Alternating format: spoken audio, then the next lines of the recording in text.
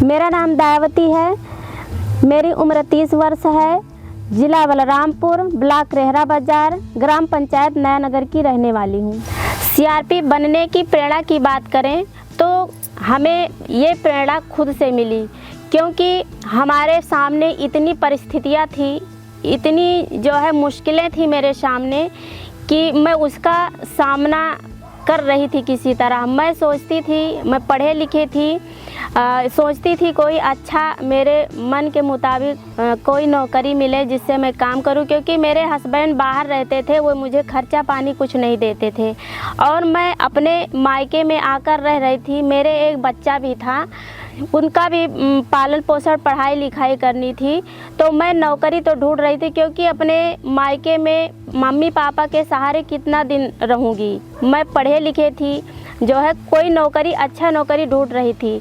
इसी दौरान सुजलाम सुफलाम और सवेरा परियोजना मेरे ग्राम पंचायत में आया। मुझे जानकारी मिली कि ये गांव में ही रह के काम करना है। मुझे बहुत खुशी हुई कि मुझे ये नौकरी मिल गई है, मतलब मिलेगी, मैं अप्लाई करूँगी और गांव में ही रह के मुझे पैसा मिलेगा। ये मौका बहुत अच्छा है। मैंने आवेदन किया और मैं लगभग 4 साल से अपने ग्राम पंचायत नयानगर में सीआरपी के पद पे काम कर रही हूँ। जब से मैं पानी संस्था में जुड़ के सीआरपी के पद पे अपने गांव में काम करने लगी हूँ, तब से हमारे गांव में बहुत सारे बदलाव देखने को मिले हैं। जैसे पहले लोग धान का पुराना बीज या कोई भी पुराना बीज खेत में बुआई कर देते थे, तो उसमें लागत ज़्यादा लगती थी और पैदावार कम होता था। इसी तरीके से जब से मैं तकनीकी खेती करवाने लगी, तब से वो नया बीज बोने लगे, तकनीकी खेती करने लगे, तो उनका कम लागत लगता है और आमदनी ज़्यादा होती है, पैदावार अच्छा होता है। इसके साथ साथ सब लोग खेती करते हैं तो पानी की, तकनीकी खेती करते हैं तो पानी की भी बचत होती है। और फिर हमारे गांव में सामाजिक स्तर पर भी बदलाव हुए हैं। बच्चों के पढ़ाई की बात ले लीजिए तो अब इतने जागरूक सब लोग हो गए हैं कि बच्चे को अपने अच्छे स्कूल में पढ़ाते हैं, यंत्रों की जानकारी उन्हें हो गई है।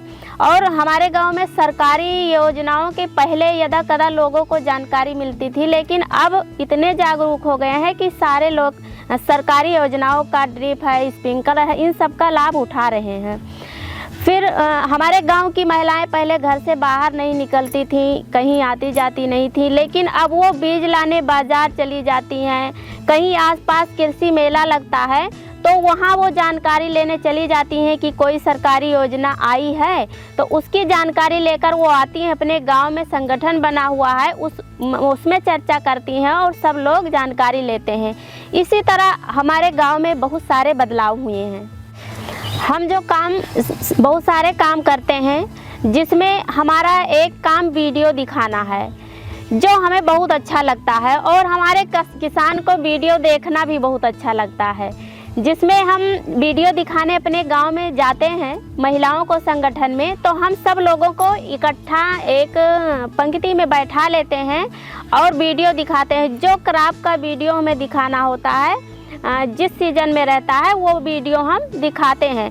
इससे वीडियो दिखाने में सबको आनंद भी आता है और इसमें एक साथ सबको एक समान जानकारी मिल जाती है, तो इसे ये मुझे बहुत अच्छा लगता है। शुरू में जब मैं गांव में काम करना शुरू की तो लोगों से बात करना शुरू की, तो लोग मेरी बात नहीं मानते थे। कहते थे कि आज की लड़कियां ये खेती बाड़ी क्या जानती हैं, आज आई हैं मुझे सिखाने।